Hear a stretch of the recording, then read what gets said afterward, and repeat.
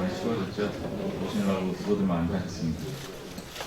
오늘은 고린도 전서를 함께 살펴보려고 합니다. 우리가 갈라디아서, 로마서를 보았는데 고린도 전서가 다루고 있는 문제는 갈라디아서와 로마서하고는 조금 다릅니다. 갈라디아서는 특히 바울을 속삭인 사람들이 이제 유대인으로 이제 크리스찬이 돼가지고 율법에 대한 대단히 보수적인 입장들을 견지한 사람들, 그들 때문에 이방인들이 굉장히 혼란스러워하는 그런 상황이었습니다. 근데 오늘 고린도 교회에서 사고치는 사람들은 유대인들이 아니라 이방인들입니다. 고린도라는 도시는 고린도 전서는 고린도 교회에 보내는 첫 번째 편지 뜻입니다. 고린도 후서하면 고린도 교회에 보내는 두 번째 편지, 그런 뜻인데요. 이 고린도라는 곳이 어디 있는지 혹시 아시나요? 고린도는 그리스 남부에 있습니다. 항구 도시입니다. 지금은 폐허가 됐지만 고대 세계, 특히 그레코로마 시대에는 지중해에서 1, 2위를 다투는 엄청나게 번성된 그러한 도시가 고린도입니다. 굉장히 국제적인 무역이 흥행을 했었고요. 많은 이방인들이 거주했던, 특히 이 고린도는 예전에 그리스의 도시들은 전부 다 파트론 신이 있었습니다. 그 도시를 후원해주고 보호해주는 신들이죠. 파트론 신. 예를 들면 이제 아테네 같은 아테나이가 주신이고, 그래서 그 아테네 신전에 가면 큰 아테나이 신상이 있었다고 합니다. 지금 선물가 없는데 고린토의 신 아프로디테, 비너스라고 부르는, 근데 대단히 성적으로 문제가 많고 항구 도시가 지금이나 예나 이러한 것들이 문란하지 않습니까? 근데 그러한 도시입니다. 그래서 이방인들이 대단히 많았고요. 아마 이방인들 중심 교회였던 것 같습니다. 그래서 그들의 벌어진 문제들, 특히 고린도 교회 1장과 2장과 3장을 보시면 가장 많이 나오는 단어가 분쟁입니다. 고린도전서 11장에 보면 글로의 사람들이 내게 소식을 전했는데 너희 가운데 분쟁이 있다는 말을 들었다, 이렇게 얘기합니다. 그래서 고린도 전서는 고린도 교회의 여러 가지 분쟁과 파벌과 분열들을 사도 바울이 그리스도의 십자가의 사랑으로 제어하려는 유니티가 가장 핵심적인 주제라고 볼 수가 있습니다. 그리스도를 본받아 너희들이 분열하지 말고 하나의 공동체로 살아라. 그러한 고린도 전서에서 가장 유명한 구절을 들어라 하면 고린도전서 13장을 듭니다. 그러니까 소위 말하는 사랑의 창가죠. 사랑은 오래 참고. 왜 바울이 이 얘기를 했을까요? 뜬금없이 나온 이야기가 아닙니다. 하도 분탕질을 치고 나이를 치니까 사랑 속에 유니티를 강조하려고 그 말씀이 나왔다고 볼 수가 있습니다. 그래서 간단하게 좀 개요를 살펴보면요, 이 고린도 전서는 기록 시기는 55년입니다. 기록 장소는 에베소입니다. 에베소는 이제 바로 고린도에서 바다 건너 에게해를 건너가면 있는 도시가 에베소입니다. 목적은 이 고린도 교인들이 직면한 다양한 문제들이 있습니다. 보시면 성적으로 혼란스러운 문제도 있고요, 파벌 문제도 있었고요, 우상의 재물을 먹는 문제도 있고요, 이방인들처럼 법정 교인들을 고소하는, 한국교가 요즘 이게 유행이더라고요. 막 고소하는 일도 있고, 그죠? 그런 것들을 사도 바울이 구체적으로 신앙 안에서 훈계하려는 모습들을 볼 수가 있습니다. 그래서 제일 중요한 것은 그리스도 안에서의 이런 분열을 극복하고 일치와 사랑이라고 얘기합니다. 고린도전서 12장에 사랑장 13장이 나오기 직전 12장이 아주 유명한 게 나오죠. 그리스도의 몸으로 교회를 비유합니다. 그러니까 각각의 지체가 고유한 직능이 있으니 서로 구별하고 차별하고 우위를 다투지 말고 각각의 고유한 직능에 충실해라, 그런 것이죠. 그 다음에 이제 유명한 13장이 등장합니다. 그렇다면 고린도 교회는 언제 세웠을까요? 사도행전 18장에 따르면 사도 바울이 2차 선교 여행을 가다가 고린도를 찾아갑니다. 성경 가지고 계신 분들은 아마 사도행전 18장을 한번 찾아보시기 바랍니다. 사도행전 18장을 보시면요, 고린도에서 교회를 어떻게 세웠는지, 누구와 함께 세웠는지, 후원자들은 누군지가 언급됩니다. 그 후에 사도행전 18장입니다. 그 후에 바울이 아테네입니다. 아테네를 따라서 고린도에 이르니 아굴라라고 하는 본도에서 난 유대인 한 사람을 만나니, 이 사람이 클라우디우스 황제 때, 이게 49년입니다. 유대인들을 다 추방한 얘기가 나옵니다. 그때 로마에서 이 아굴라라는 사람과 아내 브리스길라가 이탈리아로부터 고린도로 이제 피난을 온 거죠.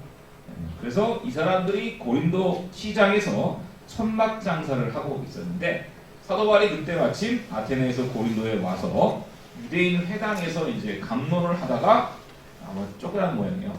사상이 좀 불순하다. 십자가에 죽은 나사렛이 어떻게 메시아가 되느냐, 이런 논쟁 때문에 여의치 않았던 것 같습니다. 그래서 이 사도 바울이 시장에 가서 브리스길라와 아굴라를 만나죠. 그래서 그들과 함께 이제 교회를 시작합니다. 근데 7절에 보시면 하나님을 경외하는 디도 유스도라는 사람 집에 머무르게 됩니다. 근데 그 집이 바로 회당 옆에 있었다, 그런 얘기죠. 이 하나님을 경외하는 자들이 누구냐면 사도행전에 보면 이방인이지만 하나님을 믿었던 사람들입니다. 그래서 이 사람들은 유대 율법에 그다지 접촉되지 않고 그 율신 사상을 가진 그러한 이방인이라고 볼 수가 있습니다. 그래서 사도 바울이 그레코 로마의 큰 도시들을 순례하면서 교회를 세웠을 때 가장 중요한 역할을 했던 사람들이 하나님을 경외하는 유대인 이방인들입니다. 그래서 이 사람 집에 갔더니 또 회당장 그리스보라는 사람이 또 후원을 해줍니다. 그래서 그들과 함께 교회를 세웠다, 이렇게 얘기합니다. 그리고 18장 11절에 보면 1년 6개월을 고린도에 머물며 그들에게 하나님의 말씀을 가르쳤다. 그때가 바로 갈리오 아기아 총독이었다. 로마의 총독입니다. 갈리아 지방을 다스렸다. 그래서 이 갈리아가 쓴 비문을 고고학자들이 발견을 했습니다. 그래서 이 비문을 쓴 시기가 51년에서 52년 사이입니다. 사도 바울이 고린도에 AD 주후 51년에서 52년 사이에 머물렀다는 것을 고고학적으로 이 갈리오의 비문을 가지고 학자들이 밝혀냈습니다. 그래서 이 고린도는 이렇게 이방인 중심의 교회라고 볼 수가 있고요. 브리스길라와 아굴라라는 유대인 천막장애들과 함께 또 그들을 후원해주는 그리스보라는 사람 집에서 이제 고린도의 가정교회가 시작된 걸로 추정을 할 수가 있습니다. 자, 고린도 교회가 어떻게 생겼는지 어디 있는지 한번 보실까요? 여기 보시면 지도가 있습니다. 여기가 아기야, 아까 총독이 가면 고린도가 여기 있습니다. 지금도 고린도 가면 여기 뚫어놓은 운하가 있습니다. 고린도 운하로 지금 유명한데 고대 시대는 두 개의 항구가 이쪽 밑에 두 쪽이 있었습니다. 지금은 겐그리아 항구의 흔적만 좀 남아 있는데요. 그래서 굉장히 중요한 교통의 요지입니다. 굉장히 중요한 무역 항이었고요. 그래서 바울 시대에는 어마어마한 인구들이 여기서 거주를 했고요. 여기서 배를 타고 쭉 넘어가면 여기 에게해죠. 트로이가 여기 위에 있습니다. 그래서 이렇게 쭉 걷다가면 에베소가 여기 있습니다. 에베소가 유적이 또 대단하거든요. 에베소 한번 가보신 분들은 아시겠지만 지금도 로마 시대 유적이 어마어마하게 남아 있습니다. 가깝습니다. 그래서 고린도에서 1년 8개월 동안 가르치다가 사도 바울이 쫓겨납니다. 나중에 이제 우리가 고린도 후서에 보면 소위 눈물의 편지를 보면 사도 바울과 고린도 교회 사이에 갈등이 있어서 사도 바울이 임시로 이제 에베소에 가 있습니다. 그래서 에베소에서 이제 소문을 듣게 되는 거죠. 배를 타면 뭐 한 이틀이면 가는 거리니까. 그래서 소문을 듣고 이제 에베소에서 지금 편지를 보내고 있다고 보시면 됩니다. 사실 사도 바울을 이해하기 위해서 이런 지도를 갖다가 이해하는 것도 굉장히 중요합니다. 자, 여기 이제 고린도에 있는 옛 신전터입니다. 고린도에 이렇게 이방 신전들이 굉장히 많이 있었습니다. 아프로디 신전이라고 학자들은 얘기를 하고 있죠. 그래서 성선함이 굉장히 유행했다고 합니다. 그 다음에 또 고린도, 요거는 비너스 아프로디테 상이고요. 요거는 누구 같습니까? 오른쪽에 있는 거는 삼지창 있는 거 보니까 바다의 신 포세이돈입니다. 고린도는 바다 항구 도시였기 때문에 이 포세이돈을 숭배하는 게 굉장히 유행이었다고 합니다. 이 포세이돈을 상징하는 게 말이었어요. 그래서 이 포세이돈을 기념하는 체육 축전 이스미안 게임이라는 것이 2년마다 고린도에 있는 포세이돈 신전 옆에 있는 경기장에서 열렸습니다. 그래서 주로 포세이돈의 상징이 말이니까 말 경기뿐만 아니라 음악, 예술, 음악 경연대회 이런 것들이 벌어졌다고 합니다. 그런데 아까 사도 바울이 고린도에 머물렀을 때가 51년에서 52년 사이라 그랬죠. 그때 이 이스미안 경기가 열리고 있던 때였다고 합니다. 그래서 사도 바울이 1년 6개월이나 고린도에 이렇게 오래 머물렀던 이유는 이 이스미안 경기가 열리면 수십만 명의 구경꾼들이 몰려 들어옵니다. 그럼 이들이 거의 한 달 이상 열리는 이러한 이스미안 체육 축전에 당시 호텔이나 여유식이 별로 없었겠죠. 뭐를 짓고 거주를 할 거예요. 천막 지고 이제 있는 거예요. 그러니까 사도 바울이 대목장사가 된 거죠. 수십만 명이 몰려면 브리스길라와 아굴라가 열심히 천막 만들어서 천막 팔고 또 사람들이 모이니까 그때 선교하기가 딱 좋은 시기였습니다. 사도 바울이 이렇게 오래 머물렀던 이유도 이러한 당시의 문화적인 상황과 연관이 있다고 볼 수가 있습니다. 혹시 배너라는 영화 보셨습니까? 배너에 보면 나오죠, 포세이돈이. 배너가 마지막 전차 경기할 때 보면 트랙을 돌잖아요. 그 트랙 한가운데 거대한 신상이 있습니다. 누구죠? 포세이돈 신상이 이렇게 앉아 있습니다. 바로 그게 포세이돈이라고 볼 수가 있죠. 그래서 포세이돈과 관련된 것이 말경기입니다. 포세이돈이 나타날 때 항상 그 말이 끄는 전차를 타고 나타나죠. 바로 그렇기 때문에 포세이돈의 상징물인 말입니다. 그래서 고린도에서 이스미안 경기, 포세이돈을 기념하는 체육전이 벌어질 때 사도 바울이 머물렀다 사실입니다. 그래서 이 고린도 가보면 지금도 교회 흔적들이 좀 남아 있습니다. 이거는 물론 이제 중세에 만들어진 교회인데, 그래서 고린도에서의 바울의 사역을 기념하기 위해서 지금도 교회들이 이렇게 남아 있습니다. 자, 고린도 교인들을 보면요, 1장에 보면 사도 바울이 뭐라고 말씀을 하시냐면, 너희 중에는 그렇게 신분이 좋은 자들이 없다, 뭐 이렇게 얘기를 하죠. 그렇게 얘기를 합니다. 그래서 고린도 교인들의 어떤 사회적 신분에 대한 연구가 상당히 많습니다. 고린도전서 1장 26절에 보면 문벌이 26절에 보면 너희 중에 문벌이 좋은 자가 많지 않도다. 사회적 지위가 높은 사람이 별로 없다. 사도 바울이 그렇게 이야기를 합니다. 그래서 이 고린도 전서의 연구 중에서 학자들의 관심을 많이 끈 것 중에 하나가 과연 고린도 교인들의 사회적 신분들이 어떠했을까? 뭐 이렇게 추정을 하기도 합니다. 그래서 고린도 교회 보면 육체를 따라 지혜가 소포이라는 것이죠. 여기 소피아라는 단어가 여기서 나왔습니다. 많지 않다 이렇게 얘기를 합니다. 그래서 이제 20세기 초반부터 뭐 여기 보면 고대 이제 그 그리스의 역사학자들이 그 당시에 초기 기독교인들이 자신들의 어떤 사회적 신분에 대한 그러한 기록들이 남아 있습니다. 이것을 봤을 때 초기 기독교인들은 여성들, 어린이들, 노예들, 그다음에 사회적으로 이렇게 신분이 높은 사람들이 아니라 낮은 사람들로 구성이 되어 있다. 뭐 이런 보고들이 있습니다. 그래서 이걸 가지고 고린도 교인의 신분에 관한 논란들이 대단히 많이 있는데, 여러분 유명한 그 공산당 선언을 쓴 엥겔스라는 사람이 초기 기독교의 기원에 관한 책들을 썼습니다.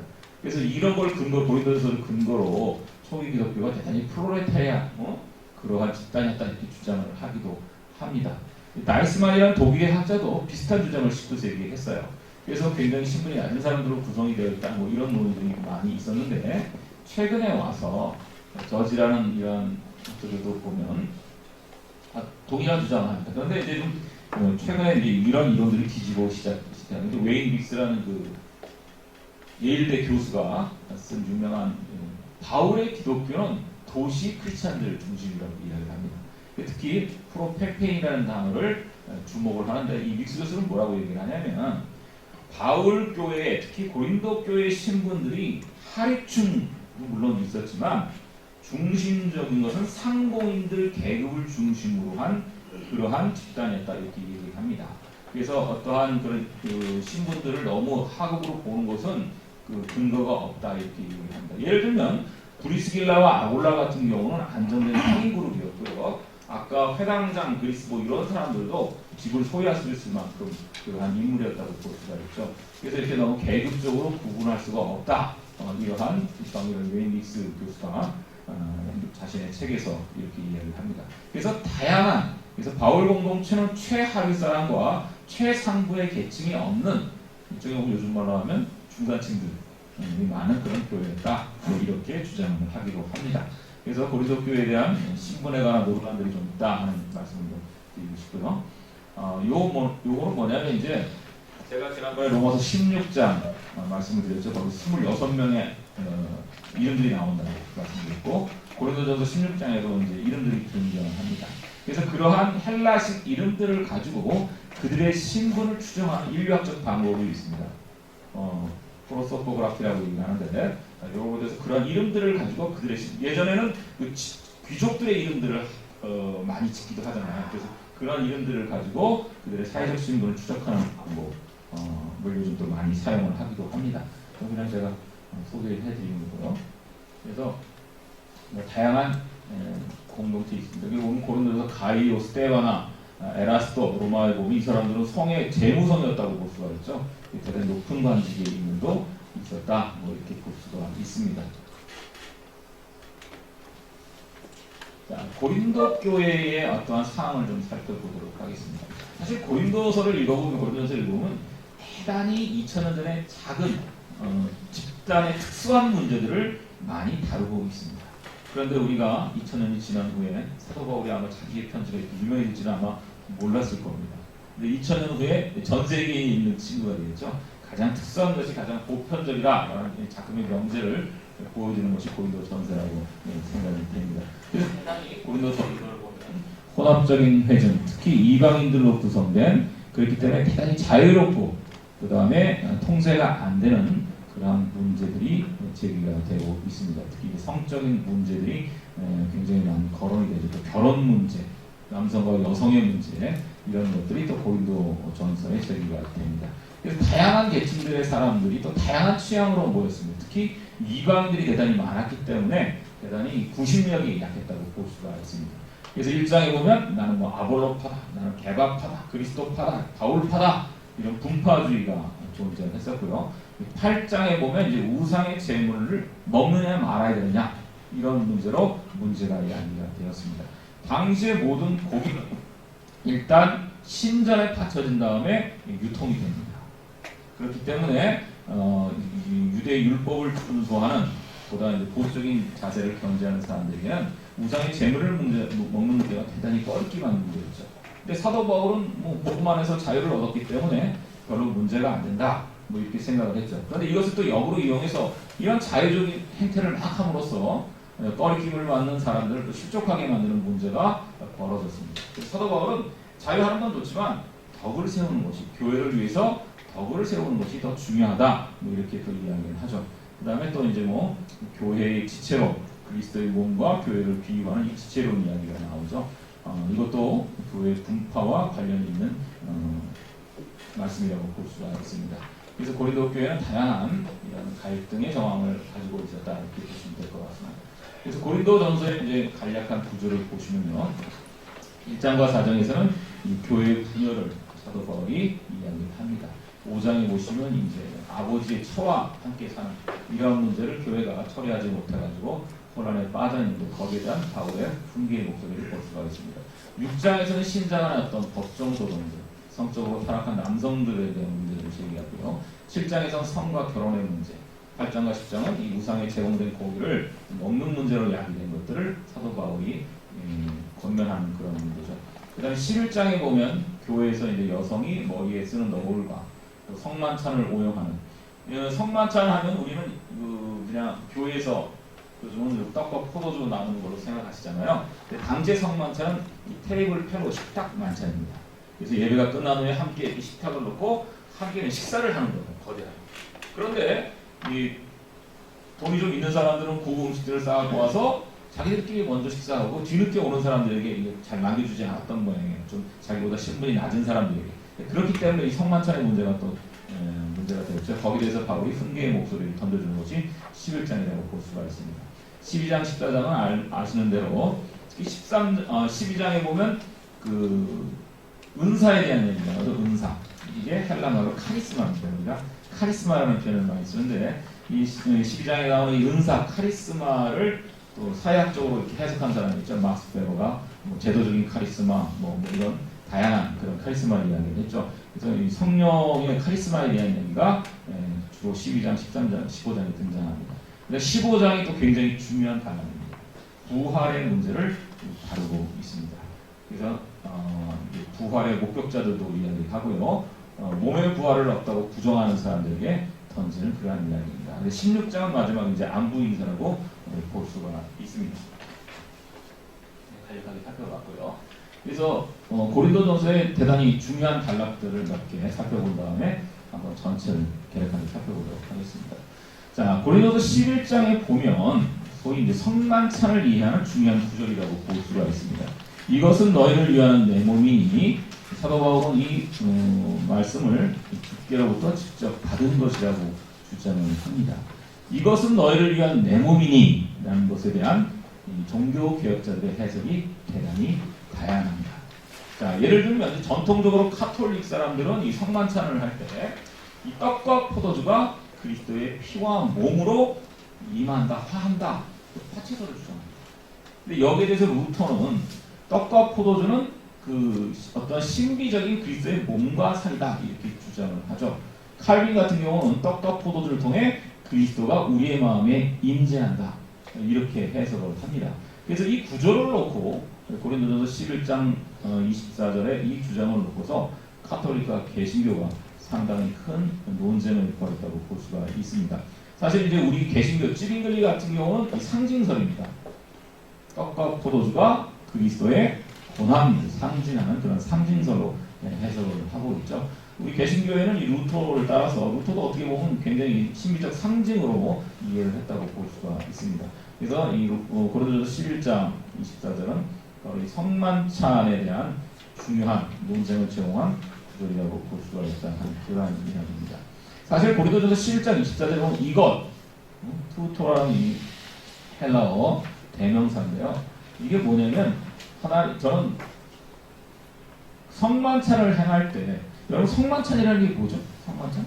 사크라멘트, 성찬식이라는 게 그리스도의 고난과 죽음을 우리가 기념하는 거죠. 교회에서. 기념의 주체는 교회입니다. 그걸 통해서 그리스도의 고난과 희생을 기억하고 그 다음에 그것을 퍼포먼스로 지금 재현하는 겁니다. 그 다음에 이 퍼포먼스를 어떻게 하죠? 기억하라고 예수님이 말씀하셨죠. 뭐죠? 후대에게, 넥스트 제너레이션에게 이것을 전해주는 겁니다. 기억하고 재현하고 기념해서 그것들을 후세에게 전해주는 것이 이 성만찬이라고 볼 수가 있습니다. 이 성만찬이라는 것은 굉장히 무서운 겁니다. 예수께서 6월절 만찬을 통해서 제자들에게 떡과 포도주, 여러분 성만찬을 볼 때 예수께서 떡을 떼어줬다라고 되어 있는데 이 떼어라는 단어는 사실은 부적절한 것입니다. 성경에 보면 헬라어로 에클라센이라고 해서 뚝 부러진다는 거죠. 6월절에 유대인들이 먹는 빵은 이스트가 안 들어가죠. 이스트가 안 들어갑니다.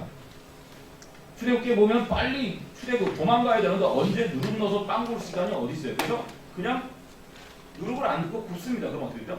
약간 진흙같이 되면서 뚝뚝 부러집니다. 쉽게 말하면 크래커 있죠. 크래커. 우리가 먹는 크래커가 이게 6월절 그 빵에 어떻게 보면 뚝뚝 부러지잖아요. 그래서 에클라스는 뚝 부러진다는 게 뭐냐면 예수께서 아마도 자기의 죽음을 예수께서 몸이 부러지잖아요. 십자가에서. 그걸 상징한다고 볼 수가 있습니다. 그래서 그 말은 뭐냐면 너희도 나처럼 십자가에서 부러져라, 희생해라 하는 그런 의미를 담고 있다고 볼 수가 있습니다. 그러니까 대단히 무서운 맹세를 제자들에게 받아내는 거예요. 근데 우리 교회는 성만찬에 그러한 의미들을 많이 잊어버리고 있어요. 단순히 하나의 제의로 그냥 전락시켜버리고 또 예수가 최초의 성만찬을 통해서 제자들에게 인지시키고 싶어 하는 그러한 메시지를 우리가 너무나 많이 잊어버리지 않았나 하는 그러한 생각이 듭니다. 그래서 분명히 기념하라고 되어 있어요. 기념하라. 내 피로 세운 언약이다. 그러니까 이러한 공동체, 교회를 통해서 그리스도의 희생과 죽음의 의미를 다시 한번 인식시키는 그런 강력한 메시지가 담겨 있다고 볼 수가 있습니다. 그 다음에 고린도전서에 나타난 바울의 중요한 신학들을 몇 가지 살펴보려고 합니다. 바울의 윤리는 종말론적 윤리입니다. 그리스도의 파루시아가 언제 올지 모르니 복음서의 말씀처럼 지혜로운 다섯 처녀처럼 항상 등불을 들고 준비하라는 그런 종말론적 자세를 요청하고 있습니다. 제가 지난번에 좀 말씀드렸죠. 고린도전서 7장 29절을 보시면요. 독특한 문장이 나옵니다. 제가 한번 말씀드렸는데 7장 29절에 보면 이렇게 말씀합니다. 형제들아 내가 이 말을 하오니 그 때가 단축하여진 거로 그 때가 가까이 왔다는 거죠. 주님의 파루시아가 가까이 왔으니 이제부터 안에 있는 자들은 없는 자 같이 하라. 여러분 고린도전서에서 사도 바울이 결혼할 음욕을 몸에 어떤 그런 정욕을 못 참는 자들은 결혼해도 괜찮다. 그러나 나처럼 결혼하지 않고 사는 것도 더 유익하다 이렇게 얘기하죠. 바로 이러한 사상의 근거가 되는 것이 바로 종말론적인 사상입니다. 아내가 있는 자들은 없는 것 같이 하고 우는 자들은 울지 않은 자 같이 하고 기쁜 자들은 기쁘지 않은 자 같이 하며 매매하는 자들은 없는 자 같이 하며 세상 물건을 쓰는 자들은 다 쓰지 못하는 것처럼 하나. 왜? 이 세상의 외형은 지나갑니다. 그러니까 상대화하라는 거예요. 이게 뭐 위선을 떨라는 얘기가 아니라 마치 없는 것처럼 as if나 호스의 요법이라고 제가 말씀드렸죠. 그래서 이렇게 살아가는 거예요. 항상 유비무한의 자세로 주의 종말이 언제 올지 모르니 세상의 외형에 함몰되지 말고 그렇게 살아. 그래서 고린도전서에 나오는 바울의 윤리적 분기는 대단히 종말론적 급진성을 가지고 있다라고 그렇게 볼 수 있습니다. 예수께서도 그렇게 얘기하시죠. 때가 가까이 왔다. 때가 가까이 왔다. 그런 말씀을 합니다. 그래서 굉장히 종말론적인 윤리를 가르치고 있다라고 볼 수가 있습니다. 그 다음에 크리스찬들의 어떤 유니티를 굉장히 강조하고 있습니다. 그래서 서로 시기하고 질투하는 것들을 피하라. 그 다음에 위즈덤이라는 얘기를 많이 합니다. 하나님의 지혜와 세상 지혜를 구분하고 있다. 하나님의 지혜가 뭐죠? 십자가에서의 그리스도의 희생적 죽음이 하나님의 지혜라는 거예요. 세상 사람들이 보기에는 우습지만 유대인들이 볼 때는 비웃음이지만 이게 바로 하나님의 지혜라는 거죠. 약한 것이 더 강하다. 뭐 이러한 진리를 또 보여주고 있다고 볼 수가 있습니다. 근데 이 지혜가 소피아라고 얘기하죠. 그리스 말로. 히브리 말로는 호크마라고 얘기합니다. 그러니까 고린도전서에 나오는 이 지혜 사상이 굉장히 의미가 있습니다. 왜냐하면 구약 성서에 보면 소위 지혜 문학이라는 게 있습니다. 지혜 문학. 잠언, 전도서, 욥기 이게 지혜 문학입니다. 그런데 이 지혜 문학을 보면 이 호크마가 하나님과 특히 잠언에 보면 이 호크마가 신격화가 됩니다. 하나님과 같은 동일한 파트너가 돼서 하나님이 천지를 창조할 때 이 호크마와 함께 이 세상을 만들었다. 이런 이야기가 나옵니다.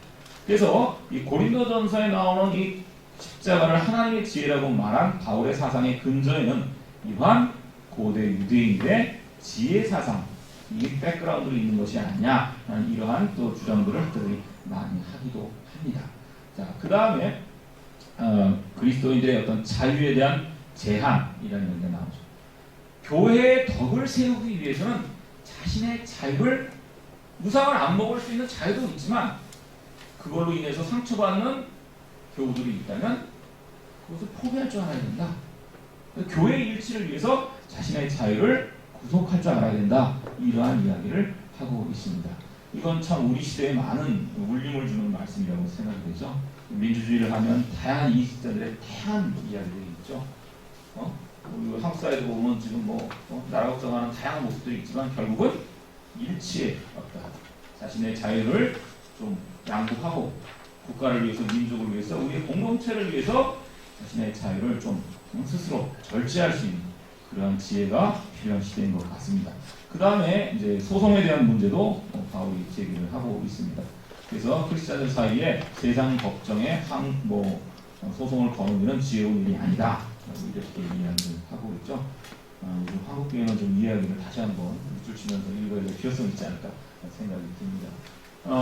이 고린도서를 보면요, 참 재밌는 것이 이 딱딱딱딱 그 질문에 대한 바울의 답변들이 있습니다. 보시면요, 제가 나눠드린 유인문 보시기 바랍니다. 4장에 보시면 제가 좀 자세하게 분단 나누기를 했는데요. 1장부터 4장까지는 교회의 분열과 갈등에 대한 문제를 다루고 있습니다. 그 다음은 전부 다 고린도 교인들이 글로와의 집을 통해 가지고 자신들이 직면한 문제에 대한 체계적인 바울의 답변들이 나옵니다. 5장부터 7장에서는 근친사간, 법정 송사, 창기와의 성행위, 결혼에 대한 혼란 이런 문제에 대한 답변에 대한 질문에 대한 바울의 체계적인 답변이라고 볼 수가 있습니다. 8장부터 14장도 보시면 이제 예배의 어떤 혼란의 문제에 대한 바울의 답변입니다. 우상에게 바쳐진 고기는 우리가 어떻게 할까요? 이렇게 얘기를 하죠. 그 다음에 영적 은사에 대한 문제들, 이런 것들, 이런 것들에 대한 바울의 체계적인 답변을 볼 수가 있습니다. 15장에 보시면 이제 부활에 대한 바울의 이야기들이 등장을 한다고 볼 수가 있죠. 그래서 대단히 체계적인 답변이라고 볼 수가 있습니다. 여기도 보시면 우상의 제물에 대한 답변들이 쭉 등장을 하고 있죠. 그래서 고린도 교인들에 대한 바울의 체계적인 답변들을 우리가 볼 수가 있습니다. 이제 나눠주신 유인물을 잠깐 보시기 바랍니다. 자, 쭉 제가 말씀을 드렸고요. 그 다음에 고린도 전서에 대해서 학자들이 이 편지가 과연 1장부터 16강까지 일관된 편지냐 대한 논쟁들이 대단히 많았습니다. 왜냐하면 우리가 고린도전서를 쭉 읽다 보면 약간 이 논리의 도약이라든지 생략 같은 것을 볼 수가 있습니다. 예를 들면 자, 두 번째 페이지에 보시면 이제 학자들이 고린도전서의 구성에 대해서 쭉 이야기를 하고 있습니다. 이거는 참조하시면 되고요. 고린도서 8장을 읽어보시면요, 우상에게 바쳐진 제물을 사도 바울이 이야기를 합니다. 그런데 쭉 우상의 제물에 바쳐진 논의들을 해야 되는데 갑자기 9장에서는 사도직 이야기를 하다가 10장에서 다시 우상의 제물에 대한 이야기를 하고 있습니다. 왜 그럴까요? 그래서 고린도전서가 바울의 다양한 편지들을 후대에 모아놓은 것이 아니냐 이러한 주장들이 있습니다. 이건 학자들의 주장이니까 그렇게 보시고요. 다음 주에 할 고린도 후서는 문제가 더 복잡합니다.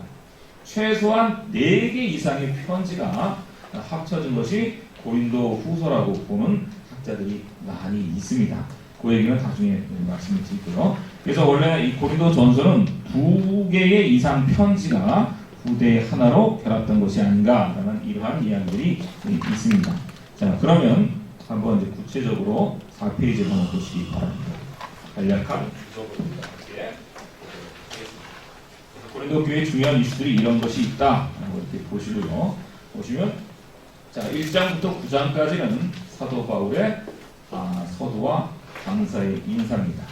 그래서 고린도 교회에 대한 다른 편지하고 굉장히 유사합니다. 로마서로 보시면 대단히 유사하게 감사의 서두와 감사의 말씀을 전하고 있고요. 이제 1장 10절부터 본격적으로 고린도 교회의 분열과 갈등의 문제를 다루고 있습니다. 그래서 쭉 보시면 고린도 교회의 다양한 분파들 이야기가 등장을 하죠. 그래서 바울파, 아볼로파, 게바파 이렇게 나오는데 아마도 이 사람들은 세례를 줬던 사람들인 것 같습니다. 그래서 아볼로에게 세례를 받은 사람은 자기는 아볼로에게 속한 사람, 바울에게 세례를 받은 사람은 나는 바울에게 속한 사람, 아마도 이렇게 이야기를 한 것 같습니다. 그래서 사도 바울은 17절에서 세례를 받는 것이 중요한 게 아니라 내가 너에게 복음을 전하는 것이 더 중요하다 이렇게 이야기를 합니다. 그래서 세례를 누구한테 받았느냐에 따라서 분파를 짓는 것은 중요하지 않다 이렇게 이야기를 합니다. 그래서 1장 18절부터 2장 5절에 보면 십자가의 도에 대해서 이야기를 합니다. 십자가의 도는 하나님의 능력이다 이렇게 이야기를 하고 있습니다. 그래서 2장 6절부터 3장 4절까지는 십자가를 지는 어떤 영상과 이 고린도 교회 미성숙을 사도 바울이 훈계를 하고 있습니다. 그래서 3장 5절부터 또 4장 13절까지는 십자가를 지는 종들과 사역자들의 문제를 다루고 있습니다. 아볼로나 게바나 바울이나 전부 다 하나님의 종이요 우리는 사역자일지 이 교회를 키우는 것은 오직 그리스도다 이렇게 이야기를 하고 있습니다. 4장 14절부터 21절까지는 이제 마지막 결론적인 사도 바울의 경고라고 볼 수가 있습니다. 그래서 하나님의 나라는 말에 있지 않고 오직 능력에 있다 이렇게 사도 바울은 이야기하고 오직 사랑과 온유한 마음으로 공동체를 잘 돌봐라 나아가라 이렇게 21절에서 당부를 하고 있습니다. 자, 5장부터는 이제 본격적으로 교회가 직면한 다양한 윤리적 문제들을 제기하고 있습니다. 자, 5장은 음행하는 자들. 고린도 교회가 대단히 성적으로 문란했기 때문에 어떠한 자들은 아버지의 아내, 아버지의 처부를 데리고 사는 사람들이 있습니다. 근데 이러한 사람들을 교회가 치리를 하지 못했던 것 같아요. 굉장한 혼란이 일어나자 사도 바울이 훈계를 하고 있습니다. 그 다음에 6장에서는 세상 법정의 송사 문제를 다루고 있습니다. 그래서 교회일로 세상 법정에 송사하는 것은 적절하지 않다. 그래서 잘 치리를 하라. 이렇게 당부를 하고 있습니다. 성령에 따라서 치리하는 것이 대단히 중요하고 세상의 법에 따라서 형제들을 분란을 일으키는 것은 적절하지 않다 하는 그러한 내용이 담겨 있습니다. 그 다음 6장 12절부터는 이것도 이제 굉장히 성적인 문제를 다루고 있습니다. 음행하는 자는 자기의 몸을 범하니 음행을 피하라. 바로 너희 육신은 성령의 전이다. 이렇게 이야기하죠. 그래서 몸으로 하나님께 영광을 돌려라. 이렇게 충고를 하고 있습니다. 이 7장에서는 이제 결혼에 대한 혼란을 두고 답변하는 내용이라고 볼 수가 있습니다. 아까 사도 바울이 결혼한 자들은 아내가 있는 자는 아내가 없는 것처럼 해라. 그리스도의 파루시아가 가까이 오니 뭐 이런 말씀을 통해서 좀 오해하는 사람들이 있었던 것 같아요. 그래서 결혼을 피하고 아내를 저버리는 이러한 사람들이 있었던 것 같습니다. 거기에 대한 대단히 현실적인 사도 바울의 충고를 볼 수가 있다 하는 그러한 이야기입니다. 결혼 자체가 악한 것이 아니다. 그러나 절제할 수 없거든 결혼하라 이런 말씀이 있죠. 7장 9절에 보면 결혼 자체를 굉장히 악한 것으로 보는 것이 아니죠. 그러나 자신처럼 사도 바울은 결혼을 했을까요? 안 했을까요? 안 했을 것 같습니까? 당시 유대 율법에 따르면 아버지는 자녀들에게 꼭 두 가지를 시켜줘야 돼요. 결혼을 시키고 평생 혼자 먹고 살 수 있는 기술을 가르쳐야 됩니다. 그래서 학자들은 사도 바울은 결혼할 걸로 추정을 하는 사람들이 많습니다. 그러나 자신의 복음 전파 때문에 기꺼이 혼자들 뭐 그런 것을 볼 수가 있죠. 요즘 같은 시대는 쫓겨날 일이지만 고대 사회나 유대교에서는 그렇게 할 수가 있었던 것 같습니다. 자, 그래서 결혼에 대한 혼란에 대한 답변을 볼 수가 있고요. 자, 8장부터는 이제 예배의 혼란에 대한 문제입니다. 특히 이제 우상에 바쳐진 고기의 문제입니다. 아까도 말씀드렸지만 그레코 로마 시대에는 신전에게 먼저 고기를 바치고 그 고기가 이제 일반에게 유통이 됩니다. 그래서 이제 만찬을 할 때 이제 가정교회에서 모인 다음에 이제 예배가 끝나고 이제 식사를 공동 만찬을 하게 됩니다. 그때 이제 소위 이제 자신은 그리스도 안에서 자유를 얻었기 때문에 나는 이 우상의 제물에 저촉되지 않는다 하고 막 먹는 사람이 있었어요. 그러나 하나님을 경외하는 경건한 자들은 아직도 유대 율법에 대해서 조심스럽거든요. 그래서 그러한 태도를 보고 이제 시험에 빠지는 거예요. 그래서 이러한 문제가 교회에서 이야기가 된 겁니다. 그랬을 때 어떻게 바울이 처신해야 될지를 말하고 있습니다. 자유가 믿음이 약한 자들이 걸려 넘어지지 않도록 조심하십시오. 그러니까 당신은 스스로 믿음이 강해서 그런 우상의 제물에 대해서 신경 쓰지 않고 먹을 수 있지만 당신의 그러한 태도로 교우들이 믿음이 흔들리거나 신앙의 어려움을 겪을 때는 스스로 그러한 자유를 제한하십시오 하고 이렇게 사도 바울이 이야기를 합니다. 그래서 사도 바울은 이렇게 교회를 세우는 일에 굉장히 중요한 중심을 놓고 있다라는 것을 볼 수가 있습니다. 9장에 보시면 이제 사도 바울이 자신의 사도직에 대한 이야기를 전하죠. 내가 자유인이 아니냐? 9장 1절입니다. 사도가 아니냐? 이렇게 얘기를 하죠. 다른 사람들에게는 내가 사도가 아닐지라도 너희에게는 내가 사도다. 이렇게 이야기를 합니다. 그래서 고린도 교회에서도 바울의 사도권의 문제를 놓고 흔드는 사람들이 있었다는 것을 볼 수가 있습니다. 9장에 쭉 보시면요. 무슨 이야기냐 하면 당시에 게바나, 바나바나 다른 사도들이 선교 활동을 할 때 교회가 재정적으로 후원을 했을까요? 안 했을까요? 후원했습니다. 그래서 이야기하잖아요. 모세 율법에 곡식을 밟았다는 소에게 망을 씌우지 말라 기록하였으니 뭐 이런 얘기가 다 뭐냐면 사도들이 열심히 일하고 선교 활동할 때 교회가 재정적 후원을 하는 거 좋아, 그거 괜찮은 거다. 그런데 사도 바울은 안 받았습니다. 그리고 사도 바울을 자유량 선교라고 이렇게 얘기하죠. 그런데 이게 고린도 교회에서 문제가 야기가 됩니다. 왜냐하면 고대 사회에서는 이 명예와 수치에 굉장히 중요한 습속들이 있었어요. 그래서 내가 저 사람을 후원하기 위해서 돈을 모아서 사도 바울이 이번에 갈라디아 선교가 계속 줬는데 됐습니다. 저는 제 돈으로 대단한 모욕입니다. 그래서 이런 문제 때문에 고린도 교인들이 자신들의 후위를 사도 바울이 무시했다. 그래서 사도 바울과 갈등이 벌어집니다. 거기에 대한 사연이 이 9장의 밑바닥에 깔려있다라고 볼 수가 있습니다. 그래서 그런 것에 대한 사도 바울의 변호라고 볼 수가 있습니다. 10장에 보시면 10장으로 넘어가도록 하겠습니다. 10장에 보시면 이제 우상 숭배를 피하는 일이 등장을 합니다. 10장에 보시면 이제 우상 숭배하는 얘기가 7절부터 본격적으로 나오죠. 네. 이런 것들을 이제 피하라. 그 다음에 이제 9절에 보시면 구리뱀 이야기 아시죠? 광야에서 사람들이 역병일자 모세가 이제 구리뱀 세운 일이 나오죠. 네. 그러한 일도 보면서 이러한 우상 숭배에 대한 문제들을 사도 바울이 또 한번 제기를 하고 있다 하는 그러한 이야기입니다. 10장 23절에 보면 결론적으로 이런 얘기예요. 모든 것이 다 하나 모든 것이 유익한 것이 아니요 모든 것이 덕을 세운 것이 아니다. 그래서 자기의 유익을 구하지 말고 남의 유익을 공동체에서 먼저 구해라. 이것이 바울의 핵심적인 가르침이라고 볼 수가 있습니다. 자, 11장으로 넘어가죠. 11장은 이제 굉장히 논란이 많은 구절입니다. 이 11장에서 보면 이게 이제 여성 해방론자들이 바울을 이제 굉장히 그 여성에 대해서 뭐랄까 폄하하는 말을 하고 있죠. 교회에서 여자들은 가르치지도 말고 머리를 써라 뭐 이렇게 이야기를 하죠. 그래서 이제 여성 신학하는 사람들이 이 구절을 가지고 시비를 많이 겁니다. 네, 시비를 많이 걸죠. 11장 15절에 보면 뭐 긴머리 이야기도 나오고 막 이야기가 나옵니다. 그래서 바울의 이 11장을 근거로 유명한 그 버나드 쇼 같은 사람은 아일랜드 극작가였죠. 바울은 여성의 적이다.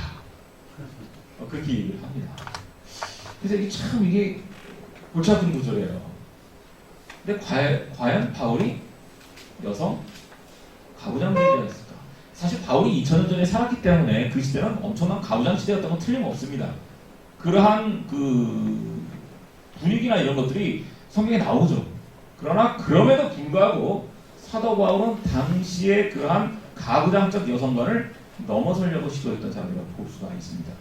바울의 편지에 보시면 여성 사역자들의 이름이 굉장히 많이 나옵니다. 베베, 브리스길라, 남편 아골라보다 브리스길라를 먼저 언급하죠. 빌립보에서는 루디아라는 여성이 바울을 후원했다는 얘기가 등장합니다. 그래서 여성들의 이름이 굉장히 많이 나와요. 초기 기독교는 예수님의 이러한 사역 때문에 여성들에 대한 입장이 대단히 요즘 말로 하면 급진적인 입장을 볼 수가 있습니다. 복음서를 보시면요. 15장에 보면 바울의 부활 목격자 명단이 나오는데 여성들은 안 나와요. 그런데 복음서에 보면 부활을 최초로 본 사람이 누구죠? 다 여성이에요. 근데 이상합니다. 왜냐하면 당시 유대 사회에서 여성들은 법정에서 증언을 해도 효력이 없는 걸로 인정했어요. 그래서 여성들을 법정에 들이지 않습니다. 증인으로. 그런데 부활의 증인으로 복음서에서 여성들을 이야기하고 있어요. 이건 뭘 얘기할까요? 여러분 예수님의 행적을 봐도 대단히 여성 친화적이세요. 그죠? 일단 인정하시죠? 제 얘기는 복음서에 보면 그렇습니다. 사도 바울은 그리스도의 십자가와 부활 사건을 통해서 하나님이 모든 사람들에게 자신의 보편적인 의를 드러냈다 이렇게 얘기합니다. 하나님 안에서의 평등성입니다.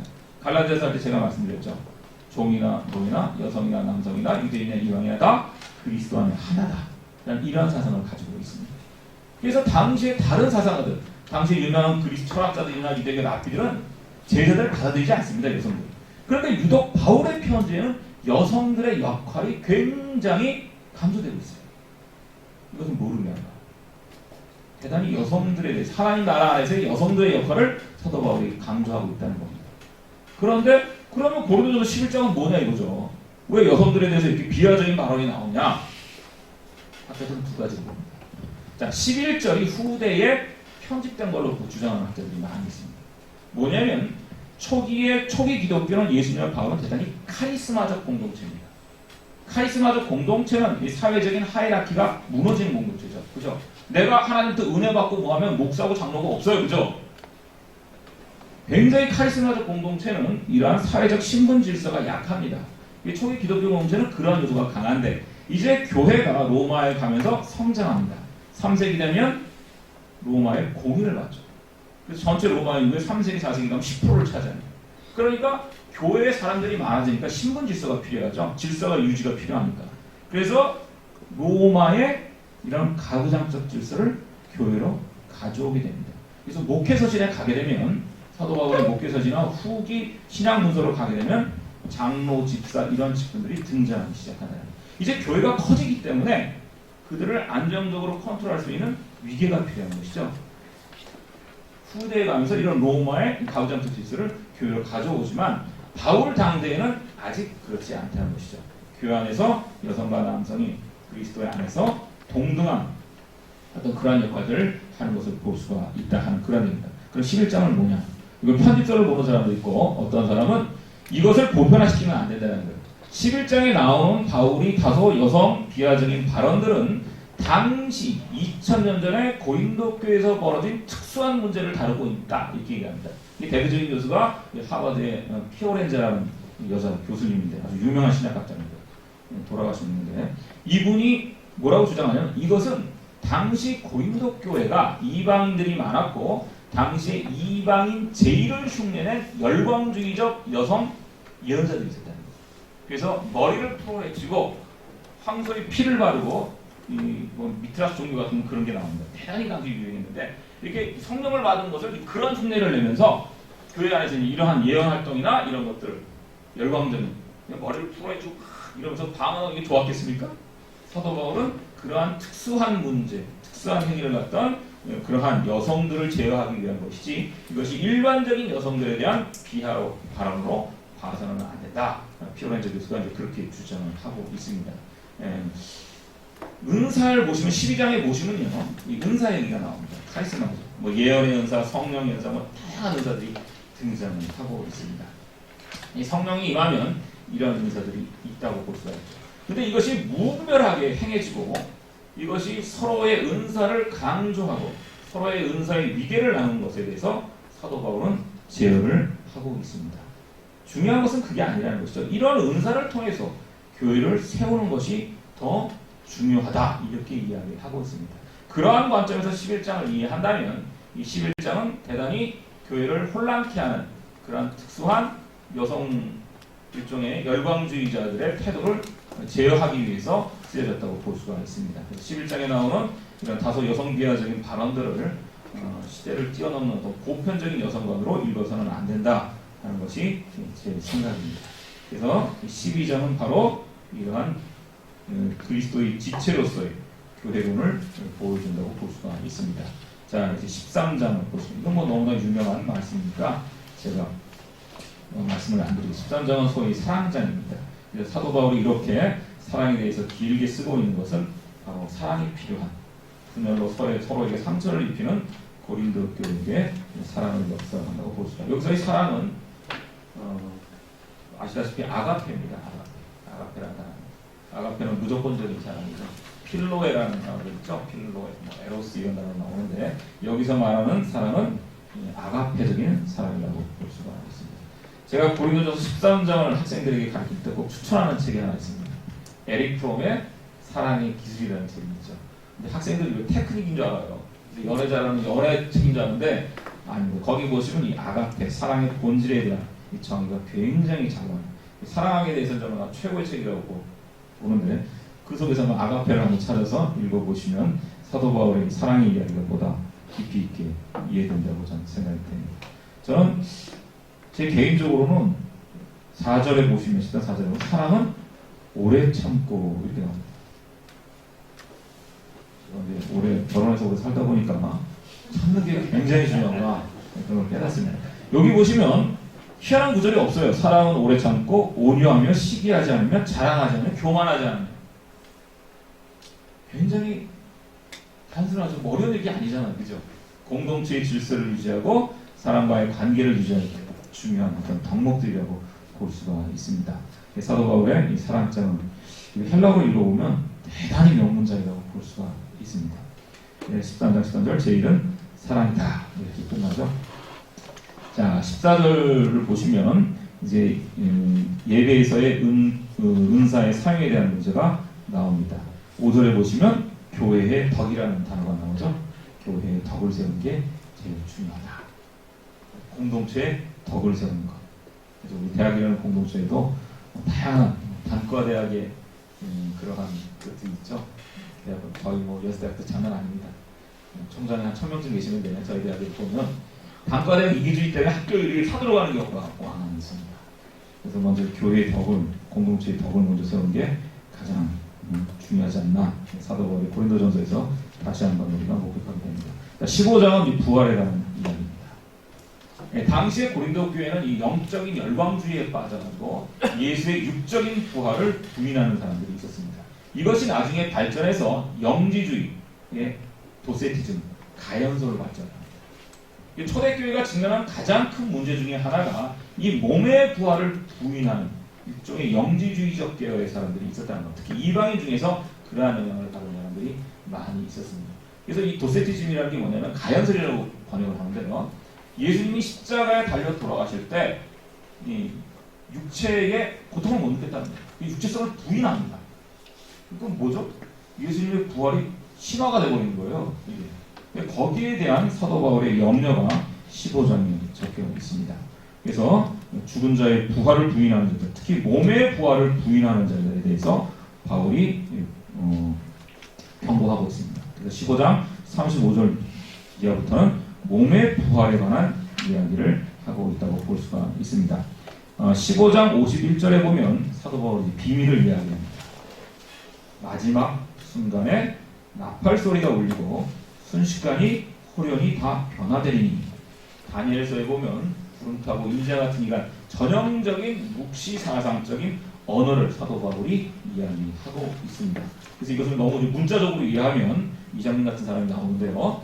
바울이 이러한 말씀을 통해서 상생하는 것들이 무엇인지를 우리가 좀 깊게 이해할 필요성이 있습니다. 그래서 사도 바울이 예수님의 부활을 모든 죽는 자의 첫 열매라고 보고 있습니다. 그래서 예수님의 이러한 사건은 아담으로 인해서, 아담의 죄로 인해서 이 세상에 가져온 죽음이라는 것을 예수님의 부활 사건으로 극복하는 그러한 것으로 보고 있습니다. 그래서 사도 바울이 아주 사망이 쏘는 것은 죄요, 죄의 권능은 율법이다. 그래서 죄의 대가가 죽음이라는 이런 전통적인 유대인들의 견해를 보여주고 있습니다. 57절에 보면 그리스도의 부활로 최종적 승리를 주시는 하나님께 감사하노라, 이렇게 이야기를 하고 있죠. 그래서 부활이라는 것은 우리 크리스찬들의 가장 중요한 신앙적 진실이요 사건이라는 사실을 사도 바울이 말씀하고 있습니다.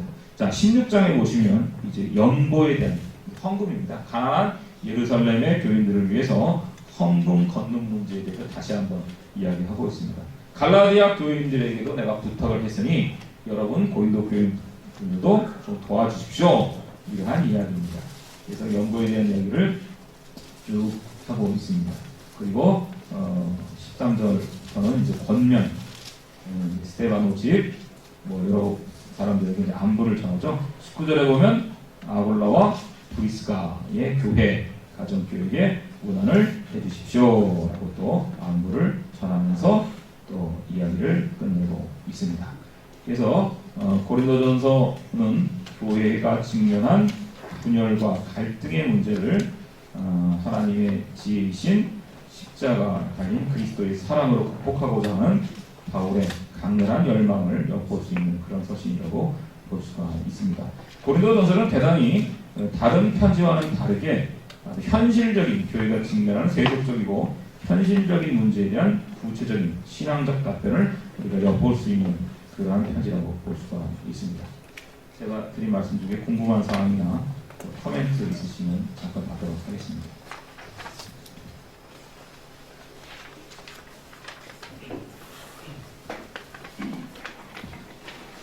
없으시면 다음 주에는 고린도 후서를 살펴보도록 하겠습니다. 제 강의가 보다 좀 도움이 되시기는 아마 오시기 전에 한번 고린도 후서를 읽고 오시면 제 강의를 더 잘 이해할 수 있지 않을까 그렇게 생각합니다. 고맙습니다. 마치겠습니다.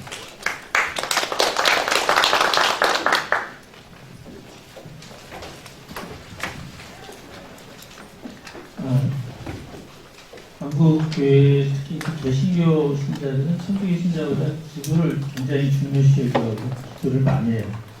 개신교 신자들이 기도 특성을 보면 기도의 거의 90% 이상이 다 달라는 기도죠.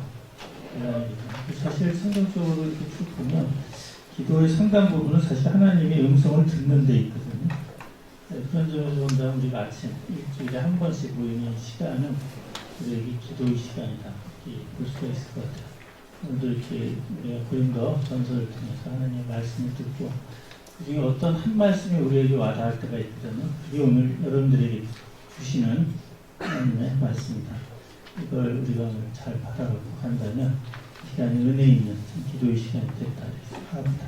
아침에 요즘 오늘 보니까 얼핏 보니까 제가 아침 스마트폰을 보니까 아마 2도라고 되어 있던데 아마 2도는 아니고 아마 1, 2도 된 것 같아요. 본격적으로 오늘이 입동이라면 오늘부터 겨울입니다. 아직도 추워졌고 이번 한 주간도 잘 지내시고요. 다음 주에 또 뵙도록 하겠습니다. 감사합니다.